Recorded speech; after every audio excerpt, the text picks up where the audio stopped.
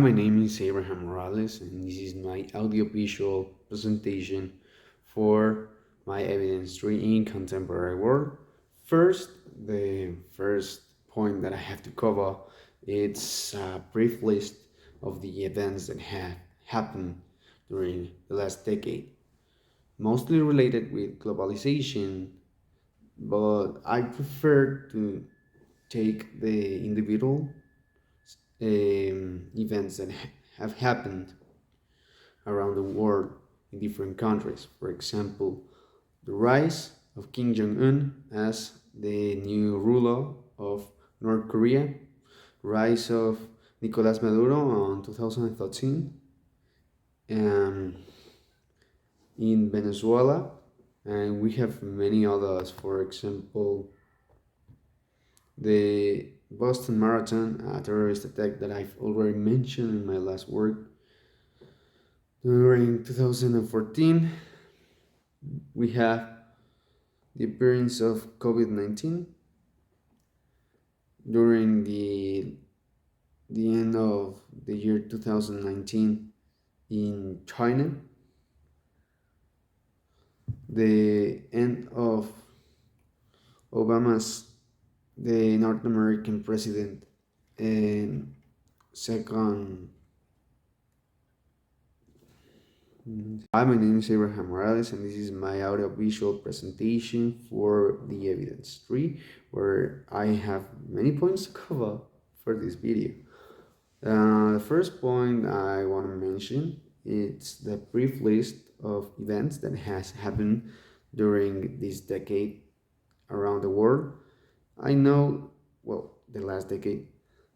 I know that it is mostly related to the whole concept of globalization, but that's but I prefer to take the different events that has happened around the world in different countries and in different situations in general.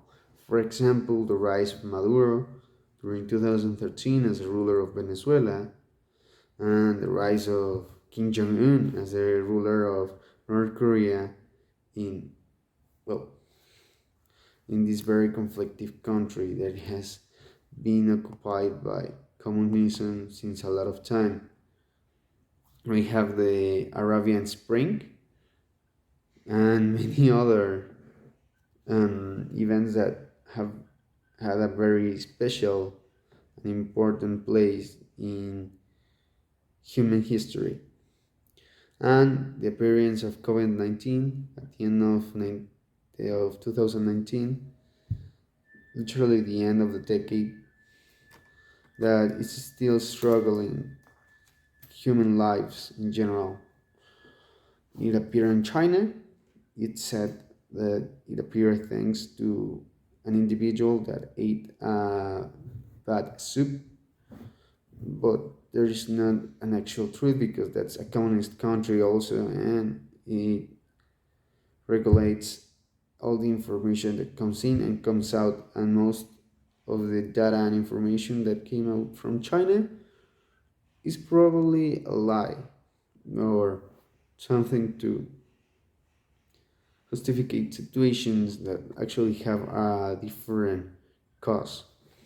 The point I gotta cover is to explain four different concepts. The first one and the most important one that has been in the mode of a lot of people during the whole decade was the globalization. What is the globalization? I would define it as a cultural movement that has happened thanks to the internet and the more comprehension of the individuals of the world of different cultures and ways of thinking, where also it affects the economy because globalization also means that the world is more united in a cultural way, and this makes a bit easier to trade, sell, and make various treats with different countries with very different cultures. Things that wouldn't be possible in a more racist and fragmented world But in this globalized world, this doesn't actually happen. Well, it happens, but less often, and this is very good. The second term I want to, well, I'm supposed to describe or assign a meaning to is terrorism. Okay, terrorism by definition is, well, a terrorist by definition is a person or an organization that makes money or take advantage of fear. As you may notice, the term terrorism has a quite has a big relation with the word terror or terror in Spanish. Yeah, it's spelled the same way, but it is pronounced differently. Um, and that's where the word come from. Terrorism has been the biggest issue during the past decade. I know that social terms are a big issue too, that has a bigger exposure, that has had a bigger exposure in the most recent years, but actually terrorism it's way more important. As we already know, things like the Taliban the government, taking out the government of Afghanistan has affected the social uh, lives of people that live there. For example, the rights from women. So I think terrorism should be attacked first instead of attacking other things like the social terms that affects us. And or we can treat both, but we don't have to we don't have to forget that terrorism is a constant fear that we have to to prevent and to be aware of. And terrorism is not only limited to the Middle East. Terrorism is also here in Latin America. For example, the narco traffickers are also known as terrorists for the US government, and I think it's a very accurate way to describe them because actually they use fear to implement their superiority, killing people and murdering in very savage ways just to demonstrate that they have the superiority, or even make a massive shooting in a street just to demonstrate that that is their street. So yeah, narco traffic, it's a way of terrorism. Yes, it is. The next term I gotta assign a meaning to that I have to describe. It is a unipolar world. What does this mean? It is very similar to the concept of globalization. Now we have a world that only has one economical system. Well, that's not a reality, not yet, but we're working on it. So we have a world with one single culture or a completely understanding of people's culture, a culture of accepting more diverse ways of thinking. I think that's the best way to describe what a unipolar world is in cultural terms. And in economics, well, we haven't achieved it, but it should be some way of neoliberalism or by defect having capitalism. But yeah, because socialism, even though it has its advantages, it is disappearing, and it's a reality that it won't exist in 20 years because it's not efficient. Well, that's my definition and my point of view of a unipolar world. Another term related to globalization is the digital era. This is known as the digital era since the middle of the past decade. No, since before, because Facebook become a thing around to 2008. So yeah, internet has become popular and has made us connect since a distance and to share our private lives in a very different way. Now social media is part of our daily basis, publishing an Instagram story with a coffee and your friends, showing that your life is perfect, is part of our life now, or to make fun of social stuff, thanks to a meme on Facebook, has become something natural to us. Make uh, social reunions. It is a very old thing since Skype, but it has become popular thanks to the pandemic. So the last decade, which is our approach now in this work, well, it wasn't a big thing, but it still was a thing, kinda. So yeah, this is the digital era.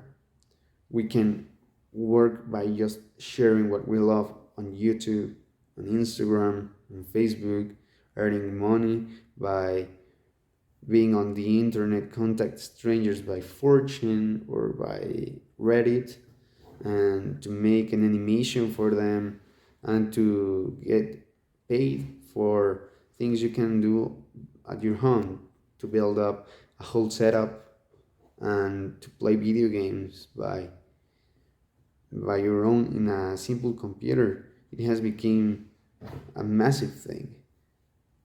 Things, even though technology has gone too far and has gone too accessible, some parts of our technology are not going to become as normal as we wish to. For example, virtual reality, the project of Meta from Facebook, he wants to make it more common, but I think they want to achieve it because every time VR has tried to become mainstream, it haven't got any positive results. And I think it's better like that because we can forget about our real lives and this world can literally collapse by us being in a different plane all the time and not taking care of what is important, nature and the different economics that we have to take care of.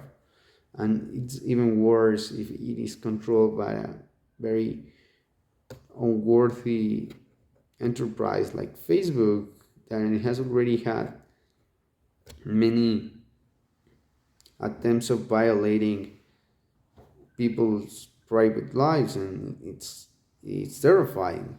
I would prefer that PR becomes a mainstream thing by the people's mind, built up by a community instead of an enterprise. But yeah, it won't happen. Globalization emerged thanks to the rise of the internet in the last decade. It became a mainstream stuff thanks to many young people that decided to invest their time and their lives on YouTube and other social medias, and this became a very mainstream stuff. For example, we already know many of the old YouTuber era characters. For example, Fernanfloo and Ola Soy Germán, or even PewDiePie. They became very mainstream and people start seeing the internet as a thing for everyone instead of a thing only for nerdy guys and geeks as me.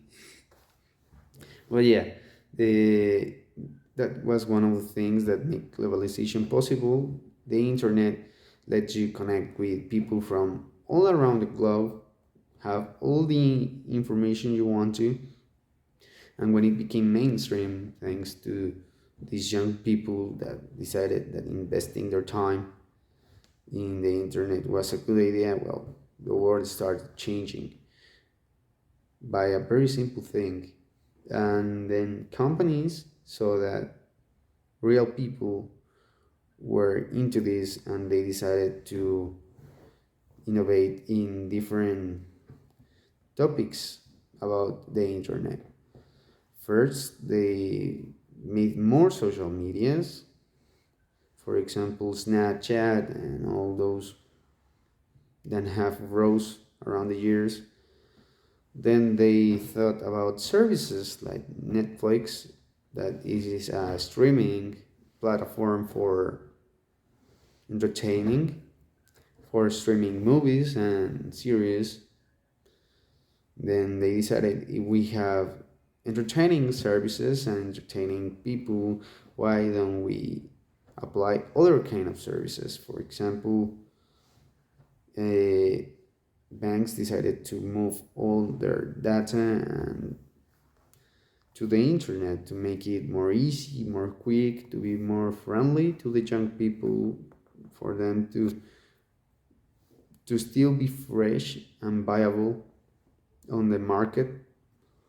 And other services, new services rose. For example, Uber, that is an application that let you ask for a taxi but more secure, and to already relocate your route so you can already planificate your times and all that stuff.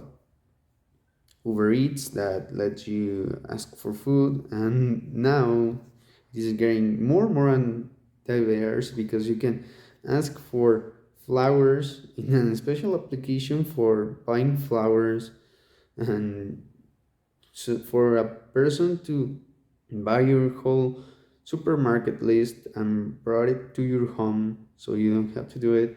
And people are just getting more efficient thanks to the internet.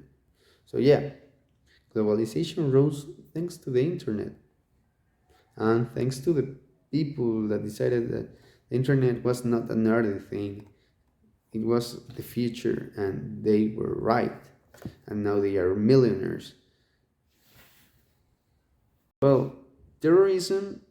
Well, the second question is, what is the most common case of terrorism during this century, not just the decade that we are exploring during this evidence, but mm, there are many reasons for terrorism to rise.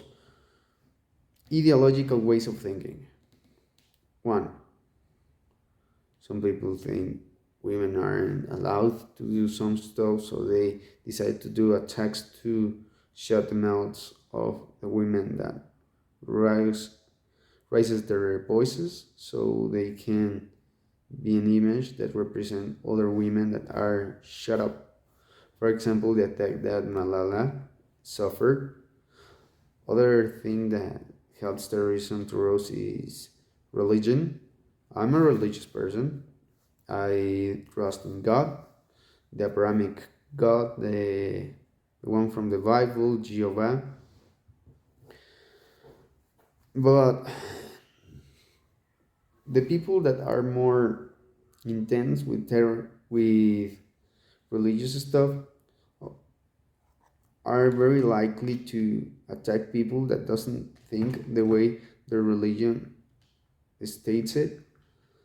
My religion is Christianism, so I am supposed to spread a message of love and not judging others the way Jesus uh, opposed when a woman that was not worthy of being on a. Okay, the second question I have to answer here is, why do I think terrorism rises have rose during this century, not just the decade we're covering in this evidence? And there are many reasons why terrorism can rise. One of them is the different ways of thinking. For example, some people think that women are not allowed to do some stuff, and so they decide to do terrorist attacks to shut them down.